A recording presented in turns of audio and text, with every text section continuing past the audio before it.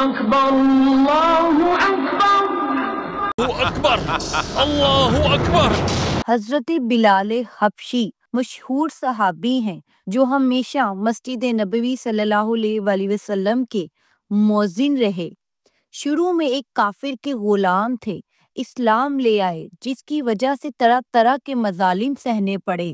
امیہ بن خلف جو کہ مسلمانوں کا دشمن تھا، ان کو سخت دھوپ میں تپتی ریت پر سیدھا لیٹا کر ان کی سینے پر پتھر کی ایک بڑی چٹان رکھ دیتا تاکہ وہ حرکت نہ کر سکے۔ وہ کہتا تھا یا اس حال میں مر جاؤ یا اسلام کو چھوڑ دو، مگر وہ اس حال میں بھی احد احد کہتے، یعنی معبود ایک ہے۔ رات کو زنجیروں میں باندھ کر ان کو کوڑے لگائے جاتے۔ جب طرح طرح کی اذیتیں دی جا چکی اور کوئی حربہ کام نہ آیا تو آپ کو بچوں کے سپرد کر دیا جو ہر عمل کو کھیل بنا لیتے ہیں۔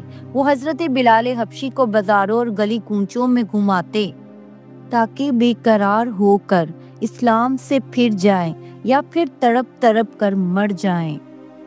عذاب دینے والے اکتا جاتے، کبھی ابو جہل کا نمبر آتا تو کبھی امیہ بن خلف کا آتا۔ حضرت بلال حبشی معاشی حوالے سے کمزور تھے اور اسلام لانے کی وجہ سے انہیں سخت اذیتیں دی جاتی۔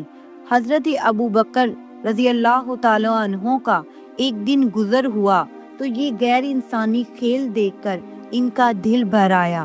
آپ نے حضرت بلال حبشی کو آزاد کروا دیا، کیونکہ عرب کے بت پرست اپنے بتوں کو معبود کہتے تھے، اس لیے ان کے مقابلے میں اسلام کی تعلیم توحید تھی۔ حضرت بلال حبشی کی زبان پر ایک ہی ورد تھا کہ اللہ ایک ہے۔ یہ تعلق اور عشق کی بات ہے۔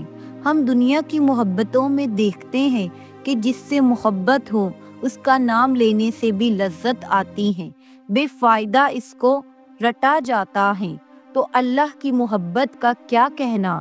ان تمام مظالم پر صبر کا یہ صلہ ملا کہ حضور صلی اللہ علیہ وآلہ وسلم کے دربار پر مؤذن بنے اور سفر و خضر میں ہمیشہ اذان کی خدمت ان کی سپرد کر دی گئی۔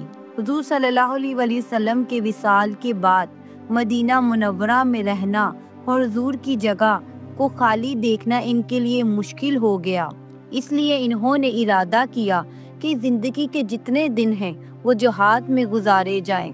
جہاد میں شرکت کی نیت سے گئے اور ایک عرصہ تک مدینہ منورہ واپس لوٹ کر نہیں آئے۔ ایک مرتبہ حضور صلی اللہ علیہ وآلہ وسلم کی خواب میں زیارت ہوئی، فرمایا بلال یہ کیا ظلم ہے، ہمارے پاس کبھی نہیں آتے، تو آنکھ کھلتے ہی مدینہ منورہ کی طرف روانہ ہو گئے اور حضور صلی اللہ علیہ وآلہ وسلم کی بارگاہ میں حاضری دی۔ حضرت حسن اور حضرت حسین رضی اللہ تعالیٰ عنہ نے اذان کی فرمائش کی۔ شہزادوں کی فرمائش ایسی نہیں تھی کہ انکار کی گنجائش ہو۔